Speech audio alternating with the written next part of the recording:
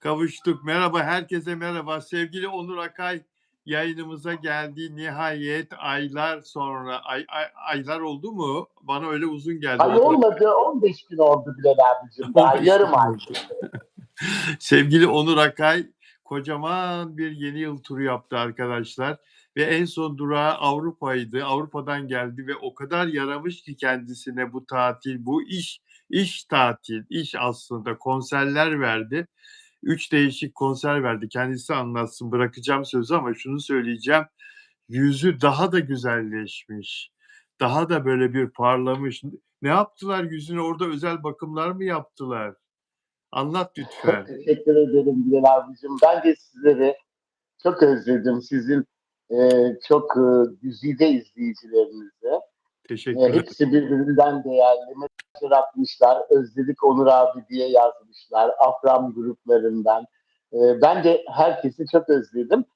Yani küçük küçük bakımlar tabii. Her zaman olduğu gibi Bilal abicim. Yılbaşı sahnesi biraz yoğundu. Ben öncesinde yılbaşından önce yani çarşamba günü yılbaşı, cumartesi günü başladı benim sahnem. Ne güzel. Bursa'da bir havlu firmasının tabii şirketler biliyorsunuz yeni yılda personellerine de Tabii, yeni yıl yemekleri ve kutlamaları yapıyorlar. tabii. Ve ben de önce yılbaşı öncesi e, ailece geldikleri böyle o şirketin bütün çalışanlarının ailelerine konserler verdim. Ondan sonra işte tabii Bursa'da ilk önce böyle kaplıcalı otellerde kaldığım için belki onların da faydaları olmuştur. Bakımlar falan. Evet, evet, doğru olmuştur. Sonra Uludağ'a çıktık. Orada gece yılbaşı gecesi programım oldu. Yine Ne güzel. aynı şirketin başka ortaklarının otellerinde. Ve o şirketin yine Almanya'da da bir fabrikası olduğu için 3 Ocak Cumartesi günü de orada yılbaşı kutlaması yapıldı. Çok Yani oradaki Türklere de ayırmadılar. Oraya da konser verdim Frankfurt'ta. Böyle Bilal abicim tabii çok gezdik, az uyuduk. Hem yorgunluk, hem tatil, hem gezme. Çok güzel bir yeni yıl geçti. Şimdi herkesin de yeni yılı tekrar kutlu olsun. Daha yılın başındayız. İnşallah bu yıl herkese sağlık, mutluluk, huzur, gönüllerinde ne varsa hepsini getirsin diyorum. İnşallah, inşallah sevgili Onur Akay döndü ve manşetleri atmaya başlayalım arkadaşlar. Dün gece Can İstanbul'da Yaman benden önce mi dönmüş Bilal abi? kim? Kim? Can Yaman benden önce dönmüş. Senden önce döndü. Evet, Can Yaman. Ve dün gece İstanbul'da jandarmanın uyuşturucu operasyonu vardı. İstanbul'un gece hayatını hallaç pamuğu gibi attı. Yüzlerce jandarma mensubu ve onların yanında görevli narko köpekler, eğlence mekanlarına baskınlar düzenlendi arkadaşlar. Kapılar tutuldu. İçerilerde üst araması yapıldı. Savcılığın planlı bir çalışmasıydı bu ve 7 kişi tutuklandı, gözaltına alındı. Affedersiniz, 7 kişi gözaltına alındı. İddiaya göre bu kişilerin üzerlerinde yasaklı madde bulunmuştu. Bir tanesi İtalya'da olduğunu bildiğimiz Can Yaman meğer İstanbul'a gelmiş, sessiz sedasız gecelere akmış, eğlenirken üzerinde yasaklı madde bulunuyor ve bir diğeri de Selen Görgüzel Survivor'da bir hafta yarıştı, elendi, geldi ve evine girdi, yeri öptü. Ancak gecelerde çıktı ve jandarma tarafından üzerinde uyuşturucu bulunduğu iddia ediliyor. O da gözaltında arkadaşlar. Nasıl değerlendiriyorsun bu gelişmeyi sevgili Onur Akay? Tabii Bilal abicim aylardır e, ünlülerin bu uyuşturucu operasyonu devam ediyor. Yani demek ki bir şeyler var ki bu sürdürülüyor. Yani durduk yerde olmaz. Ateşi olmayan yerden duman çıkmaz sözü vardır ya. Doğru zaten Can Yaman'ın üstünde çıktığı iddia ediliyor. Evet, Selen Görgüzel'i bilmiyorum. Onunki herhalde Can Yaman'ın çıkmış ama değil mi üstünde? üstünde çıktı, evet. Üstünde çıktı, Tabii. üstünde bulundu ve Can Şimdi Yaman'la ilgili şöyle bir şey var sevgili Onur Akay. Can Yaman uyuşturucu kullandığına dair İstanbul'da kendisi hakkında bir ihbar yapılıyor ve birisi gidiyor ifade veriyor. Jandarmaya ifade veriyor. Can Yaman'ın uyuşturucu kullandığına dair. Ve yapılan baskında da hakikaten üzeri arandığı zaman uyuşturucu bulundu. Bu Hürriyet'te yayınlandı. evet, Bu iddia, bu haber Hürriyet Gazetesi'nde yayınlandı. Üzerinde uyuşturucu çıktığına dair detay. Bilal abicim, ben Ortaköy'de senelerce oturdum biliyorsun. Hala oturmam var ama e, daha çok Akçay'daki evde işim bitince bulunuyorum. Oradaki mekanları çok iyi biliyorum. Yani e, özellikle Bebek ve civarındaki mekanların sahipleriyle dostluklarım var. E, Hepsine şarkılar söylemişimdir. Yani daha önceden de duyuyorduk. Özellikle de Can Yaman'ın bu erkenci kuştan sonraki ona gelen o şöhretten sonra daha önce de o kadar beyefendi olduğu söyleniyor ki ama o şöhretten sonra nedense birdenbire Can Yaman'da değişik şeyler oldu. Hep duyduk, iddia ettiler yani insanlar. Tabii ki gözümle görmedim, iddia ediyorlardı ama Evet, yani bazı o ismi meşhur olan yerlerde gözümle de taşkınlıklarına şahit oldum ama. taşkınlıklarına değil mi? Geceleri. Evet, demek ki o taşkınlıkların sebebi de bu olabilir. Bu yasaklı maddeler olabilir. Aslında eğlence sektöründe uyuşturucuyla mücadele programları olsa, bilmiyorum bir danışmanlık hizmetleri olsa, bu yaygınlaşsa e, daha mı iyi olur acaba? Tabii daha iyi olur ama hiç kimsenin umurunda değil biliyorsun. O Değil mi? gece aleminde herkes kendi dünyasında. Şöyle bir bakınca yani kulüplerin başkanlarından tutun da nerelere kadar uzandı. Genel yayın yönetmenlerine kadar. Büyük Evet, kanalların, haber kanallarının. Ee, Yani demek ki e, biz çok küçük yaşa düştü diye konuşuyorduk ama e, örnek olan asıl abiler, ablalarmış. maalesef, maalesef. Dün jandarma uyuşturucu birimi bu konuda çok ciddi bir çalışma yaptı. Hem Etiler'deki bazı mekanlara baskın yaptılar hem de Boğaz hattında aşağıda bazı eğlence Evet, mekanlarına. Zaten Can Yaman'ın da o Ruby isimli İstanbul'dayken sık sık gittiği mekanda Can Yaman'ın da üzerini aradılar ve yasaklı madde buldular.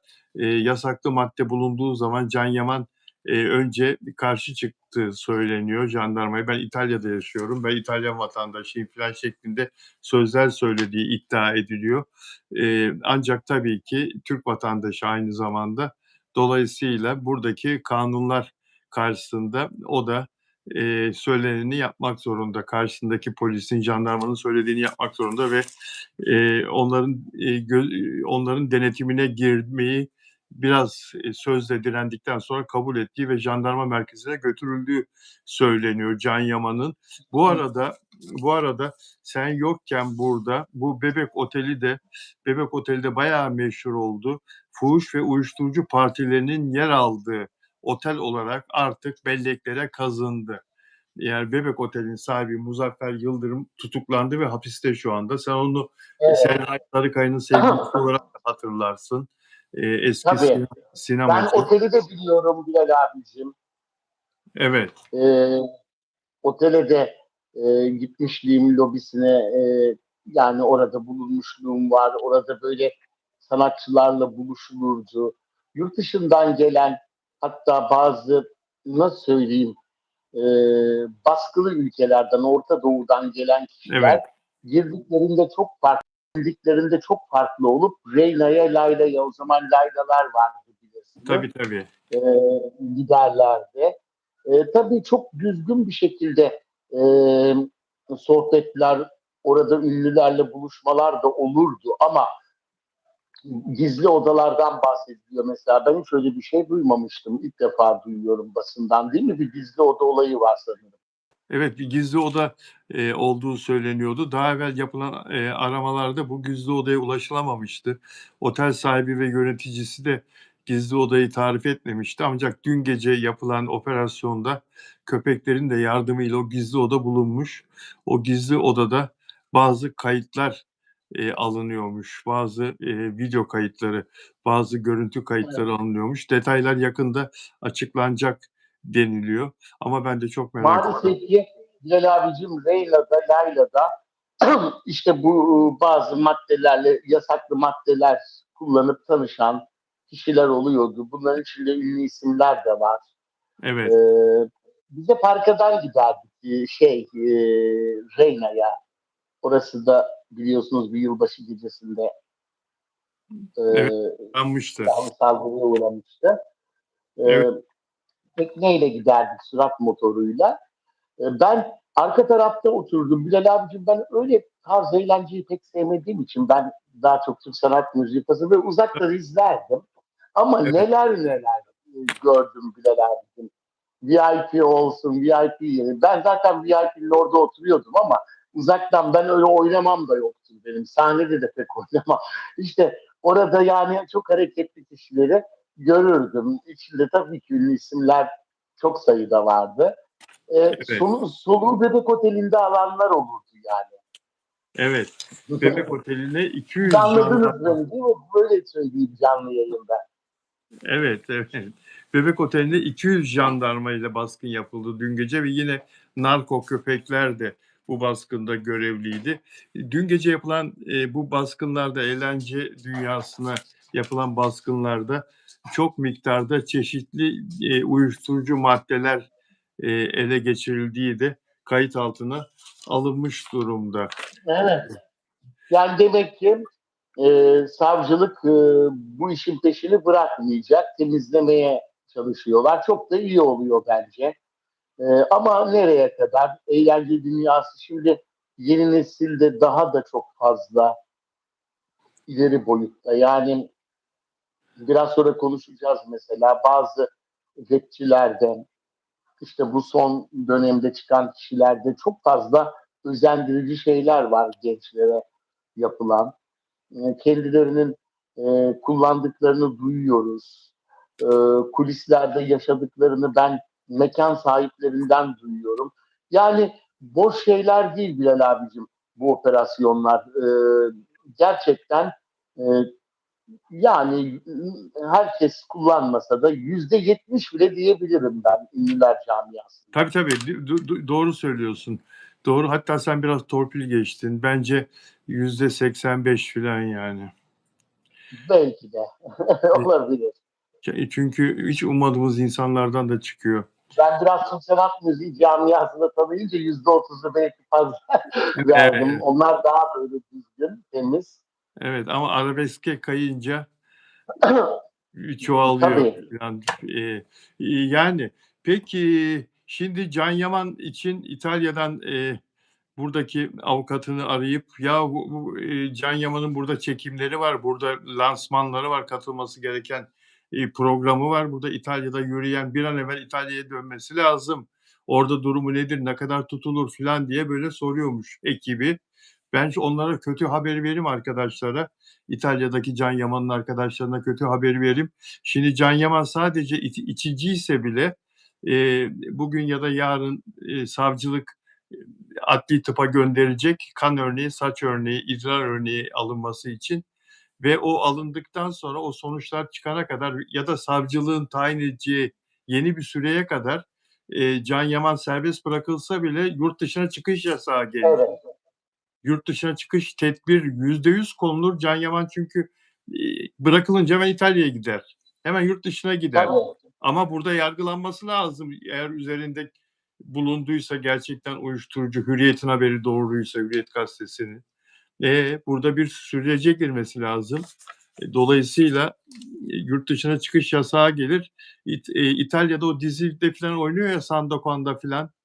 Sandokan'ı beklemesinler yeni bölümlerini. Can Yaman meşgul. Ana vatanında Evet. görevli.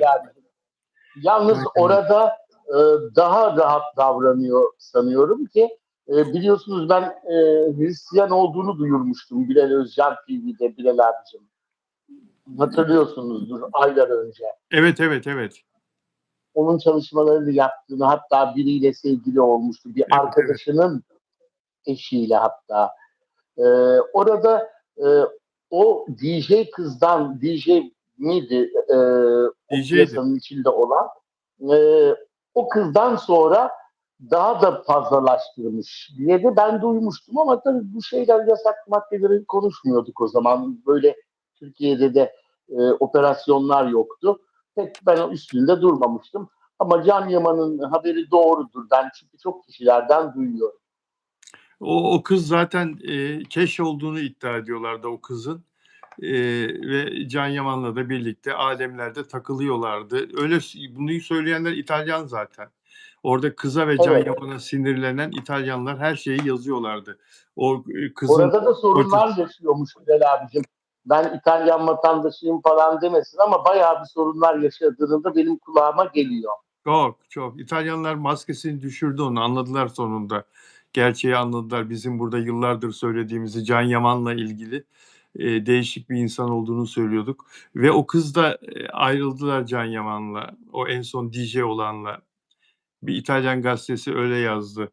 Ama onların Doğrudur. hastalıklı bir ilişkiydi onlarınki. Ayrılıp barışıp, barışıp ayrılıp böyle sürüyor da olabilir. Eee, Can Yaman'a bu kadar yeter ya. Değil mi? Ayırdığımız Ya, süre. tabii Bilal abicim. Yani şöyle bir bakınca son olarak şunu söyleyebilirim. Can Yaman da o erkenci kuşla gerçekten e, daha önce de dizilerde oynadı. Çok dikkat çekmemişti, biliyorsunuz. Ama Erkenci Kuş'la Demet Özdemir'le başrol paylaştığı dizide birdenbire çok farklı bir sükse yaptı Türkiye'de. Aynı Yalı Çapkın'ın da Afra ile Mert'in süksesi gibi çok konuşuldu. Çok yazıldı, çizildi. Ama bir Mert'e bakıyorum, bir Can Yaman'a bakıyorum, Mert Ramazan Demir'e bakıyorum. Bayağı bir fark var aralarında. Mert e, çok daha e, akıllı, düzgün, fevkalade şöhreti kaldırabildi yani. O kadar ara sıra gece hayatı olabilir yani. Bu işin de gereği oluyor bazen. Can Yaman taşıyamadı şöhreti. Can Yaman'ın şöhreti taşıyamayacağı zaten ilk Demet Özdemir'le bu dizide parlarken belliydi. Demet Özdemir'in sayesinde parladı, biliyorsun. Demet Özdemir'in oyunculuğu sayesinde o da Tabii. karşısında oynamayı öğrendi. Oynadı, oynadıkça geliştirdi. Demet Özdemir Çok durgundu. evet, çok durgun. Demet Özdemir onu oynattı, o seviyeye çıkardı. Ve sonra Demet Özdemir'e kazık attığı iddia edildi. Onu aldattığı iddia edildi. Aralarında bir yakınlaşma oldu, sevgili Evet. oldukları dönemde. Maldiv adalarına gitmişlerdi tatile. Maldiv adalarında otel odasında kızcağızı saatlerce ağlatmıştı. Ne yaptıysa artık Can Yaman. İstanbul'a aynı uçakla birbirlerine dargın şekilde ayrılmış olarak döndüler. O süreçte de konuşmuştuk bunları. Sevgili Onur Akay, Mesela eee Demet Özdemir'den o zaman bildiğim bir konu vardı Bilal abicim. evet, Ee, Demet Özdemir'e aslında neyse, eski konu, bunu konuşmasak da olur. Can Yaman'ı geçebiliriz. Ben o evet, konuyu yazmamıştım da zaten. Evet, evet. 20 dakika sonra, 17 dakika sonra Galatasaray-Fenerbahçe şampiyonluk final maçı evet, var arkadaşlar. O yüzden 18.45'e kadar bugün sevgili Onur Akay'la yayınımız. Maç başlarken bitireceğiz yayınımızı. Blok 3 Demet Akalın konuşup sonra Afra'ya geçelim. Afra ile Mert'e geçelim sevgili Onur Akay. evet. Eee, İyi, Demet Akalın'la Blok 3 arasında bir polemik devam ediyor. Blok 3'ü Spotify 2025 yılında Türkiye'nin en çok dinlenen sanatçısı ilan etti. Listelerinde birinci sırada olduğunu duyurdu. Ve bunun duyurulmasından sonra Demet Akalın yazın başından geçen bir olayı anlattı. Dedi ki Demet Akalın, yazın EBO, yani İbrahim Tilaver, kısa adı EBO diyorlar ona evet. sektörde. Bu yapımcı bir arkadaş. Blok 3'ün de kankası. Belki de ortağı. Eee, EBO yazın Okan'a telefon açtı. Yani kocasına, Demet Akalın'ın. Ablayı yarın listelerden indireceğiz dedi. Demet Akalın söylüyor bunu. Ve ertesi gün biz indik abi, iyi mi diyor Demet Akalın listelerden. Tamam diyor, Blok 3 güzel şarkılar yapıyor ama orada başka bir şeyler dönüyor. Nasıl yani indireceğiz ablayı diyor ve yarın diyor ve ertesi gün oluyor, biz indiriliyoruz listelerden. Blok 3 çıkıyor oraya. Şimdi bunu muhabirler Blok 3'e Demet Akalın'ın seninle ilgili bu söylediklerine ne diyorsun diye sordular. Blok 3'te bizim büyüklerimiz bize iftira ediyor. Ben insanlara böyle şeyleri yakıştıramıyorum. Bu kadar zor bir süreçte birçok şeyi başardık. Cevap vermek bana yakışmaz. Çünkü annemden büyük, anneannemle yaşıt. Yakalayamaması normal. Kendisi benim teyzem sayılır. En son bir numara olalı 10 yıl olmuştur. Filan diye böyle yani hakaret ediyor ama etmiyorum der gibi böyle yani Demet Akalın'ı yerden yere vuruyor ama bizim memleketimizde büyüklerimiz bize destek olmak yerine iftira atıyorlar. Teyzem Instagram'daki botlarını silerse iyi olur filan diye. Ne diyorsun bu konuda? Çok karışık bir konu Bilal abicim. Böyle her yönden bakınca ikisinin de söylediklerinde haklı yönler var aslında. Ama şunu unutuyorlar. Sanatın doğası Bilal abicim evrenseldir hem de yaşsızdır. Bir daha söyle. Sanatın doğası hem evrenseldir hem de yaşsızdır. Yani sanatın Yazsın. yaşı olmaz. Bravo. Yazsın. Sanatçı Evet. yaşlanmaz. Çok güzel. Çok yanlış bir şey. Yani o da bir gün o yaşlara gelecek. Senelerdir en az 25 yıl vardır Demet Akalın. 2000 yılların 25, sanırım 25-26 yıldır zirvelerde. var. Konuşuluyor 2000 hep de. yılında hatırlıyorum. Ben hatta Bodrum'daydım. İlk albümünü orada dinlemiştim. Çok iyi hatırlıyorum. Ve hep zirvede kaldı. Çok güzel eserler yaptı. Yüreği de güzeldir. Yalan da söylemez. Açıktır yani. Ben tanıdığım için programına da konuk olmuştum Bilal abicim. Biliyorum. E, Benim yazdığım yazılardaki sanatçılara hep yardım da eder. Büyüklerine saygısı vardır.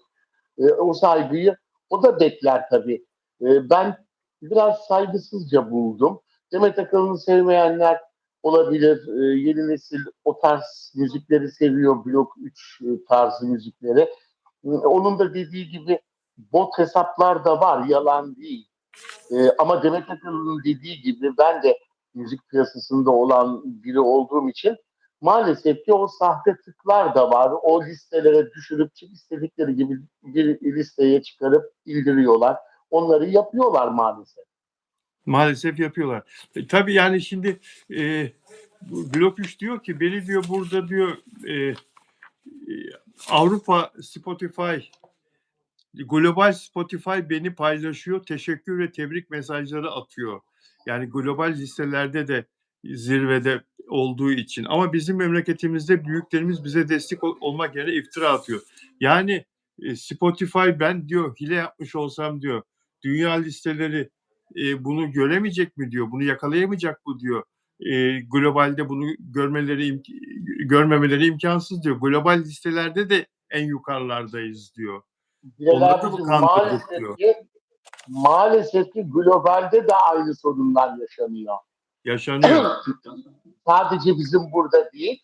Ama şu yönden baksalar mesela e, Demet Akalın rapçilerle düetler yaptı. O Demet abla şarkısıyla mesela nasıl bir Evet. ses getirdi. Defoyla. E, İşte Çok güzel Sefo'yla şarkı. sanatın bence bu yönüyle işte bak eski kuşak, yeni kuşak birleşince ne kadar güzel şeyler ortaya çıktı. Böyle şeyler yerine birbirlerine hakaret edene kadar sanatçılar ortak çalışmalar yapsalar, birbirlerini destekleseler bambaşka şeyler olur bence. Evet. Ben şimdi bununla ilgili bir video çektim. Instagram'da sayfamda yayınladım. Ben tabii burada Blok 3'ün bu çıkışlarını doğru bulmadım. Yani Tabii. daha seçici konuşması lazım. Sen milyonların yeni bir sanatçı olarak kalbinde fethetmek istiyorsun. Gençlere örnek olman lazım konuşmalarınla da. Senin de söylediğin gibi kendinden yaşça büyük ablana, anneannem yaşında filan diye sözüm ona, Tabii. onun gururunu kıracaksın, onun işte canını acıtacaksın filan. Bu ayıp yani, bu fark ediliyor ve hiç hoş durmuyor, hiç hoş durmuyor. Dolayısıyla daha seçici bir cümleler kurarak kendisini anlatması gerekirken belden aşağı vurmaya çalışması çok basitçe olmuş yani Tabii. olmamış ve Ama Bilal abicim, platformlar da daha şeffaf algoritmalar geliştirmeli değil mi? çok Yoksa bu doğru tartışma söylüyorsun. hiç bitmez. Çok doğru söylüyorsun. Ama tamam öyle de şimdi burada bir de Blok 3'ün şunu düşünmesi lazım. Ya ben 2 senedir, 3 senedir bu işi yapıyorum ve kendimi sevdiriyorum. 2 sene, üçüncü sene işte doğru dürüst öne çıkalı. Blok 3 adını duyalı. Bu kadın demin de sen de söyledin 25 yıldır zirvede yarışıyor. İsmi zirvede konuşuluyor. 25 yıl çeyrek asır. Daha dün bir bugün iki Blok 3. Dur bakalım yani. Tamam şarkılarını biz de beğeniyoruz ama bu sana astığım astık kestiğim ke ulan mahallenin kabadayısı gibi böyle davranmanı gerektirmez. Saygılı Bir olacaksın, tane de, şarkını bir bileceksin. tane de küfür eden bir çocuk vardı. O Blok 3 değildi değil mi Bilal abi? Mustafa Değil, Sandal'a. Ha, değil, evet. değil. Var öyle, var öyle, öyleleri var. Evet, Evet. şimdi aklıma gelmiyor ismi. İtici Benim oluyor. de gelmedi. Acaba o muydu diye düşündüm de ben de yüzlerini bilemiyorum. Sefo'yu tanıyorum işte. Sefo'yu Demet Akalın'la tanıdım. Bak ben Demet Akalın'la tanıdım. Bence Demet Akalın'la Sefo'yu da birçok kişi tanıdı Bilal abicim. Çok doğru söylüyorsun. Belli bir yaş Tabii. Sefo'yu tanıyordu ama orta yaşlılar Şu Blok 3'ün adını duyuyorum ama yüzü hiç bende canlanmıyor. yani birbirlerine benzeyen insanlar zaten genellikle rapçiler. E, Aslında ne oluyor Bilal abicim? Burada dinleyicinin olan dinleyiciye oluyor. Yani manipülasyondan uzak bir kaliteli müziğe erişemiyor. Nasıl söyleyeyim? Manipüle ediliyor yani. Kaliteli müziğe ulaşamıyor. Hangisinin kaliteli olduğunu anlayamıyor dinleyici. Önüne sunulanı çok kaliteli bir müzikmiş gibi gördüğü için de senelerdir bu var. Ondan dolayı da müzikteki yozlaşma meydana geldi. Müzik çok yanlış yerlere doğru gidiyor. Sen Kaliteli zayıfladın. müzik. Sen zayıfladın bu 15 gün süresince. Ben Kilo, kilo kilo verdim. verdin. Kilo Diyet verdin. yapıyorum Bilal abicim. Spor Bravo. yapıyorum. Daha da Bravo. yapacağım yaza kadar inşallah. Yavaş yavaş bir 7 kilo daha, 7-8 kilo verdim. Şimdi senden bir söz almak istiyorum. Diyet programını hiçbir programda, yayında, diğer kanallarda söylemeyeceksin. Bir dahaki yayında açıklayacaksın benim seyircime. Peki, Lütfen. çok Lütfen. özel benim. Değişik. Onu Lütfen. sağlıklı beslenme üzerine. Lütfen bir Evet. dahaki programda, bir dahaki yayında onu açıklayacaksın. Lütfen rica ediyorum. Şimdi çok vaktimiz yok. Tabii. Bilal abicim Galatasaray yenecek gibi heyecanlısın. Ben iyi ben oynayabiliriz. Fenerbahçeliyim. Orçun da Öyle koyu mi? Fenerbahçeli. Orçun bana kahve yaptı yayın öncesi. Hemen hemen acele kahveyi getirdi gitti. Maç için. Maça gitti. Not alıyorum Onur Akay nasıl zayıflıyor diye bir dahaki yayında. Peki. Özel üyelerimden Dilek Şenyurt burada. Dilek kusura bakma vakit çok kısıtlı olduğu için selam dahi veremedim. Caner Tuzcu burada hem moderatörüm hem özel üyem. Ve Nelide Manzano bugün gelmedi. Nelide Manzano Arjantin'den Nelide Manzano göremedim. Özel üyelerimden Delfina Dimasio Şili'den hepsine selam olsun. Bizi izliyorlar biliyorum. Benden de selamlar, sevgiler. Canlıda izleyemeseler de daha sonra izliyorlar. Ve moderatörlerim İmran Keleş'le de Caner'e tekrar selamlar. Bütün dostlar, dünyanın her tarafından bizi izleyen dostlara selamlar. Ve arkadaşlar son 2 videom yurt dışından izleyen değerli takipçilerim biliyorum son 2 videoyu izleyemediniz. Altyazısı sizin ülkelerinizin, sizin dillerinize altyazı YouTube'dan kaynaklanan bir sorundan çevrilmediği için son 2 videoyu doyasıya izleyemediğinizi biliyorum ama bu sabah düzeltti YouTube nihayet yazışmalardan sonra ve son 2 videoya altyazılar kendi dillerinizde, bütün dillerde eklendi. Bunu da söylemek istiyorum arkadaşlar. Sevgili Onur Akay, sen yokken Arzu Altıntaş, ünlü televizyoncu, canlı yayında dedi ki, Evet. "Bilal" dedi, "Bir yapımcı arkadaşım var, Şile'de yaşıyor ve yılbaşı gecesi, Afra Saraçoğlu ile Mert Ramazan Demir'i Şile'de görmüş. Şile'de beraber olmuşlar o akşam, ve çorbacıdan da çorba alırlarken ayrıca bir daha görmüş onları Şile'de." Senin de Afra'yı ve Mert'i yakından takip ettiğini biliyorum. Ne diyeceksin? Bilal abicim, doğru bu olay. Tabii ben yoğunluktan dolayı yılbaşı haftası köşe yazıları da yazamadım. Yayınlara, sizin yayınınıza katılamadım. YouTube'da paylaşamadım.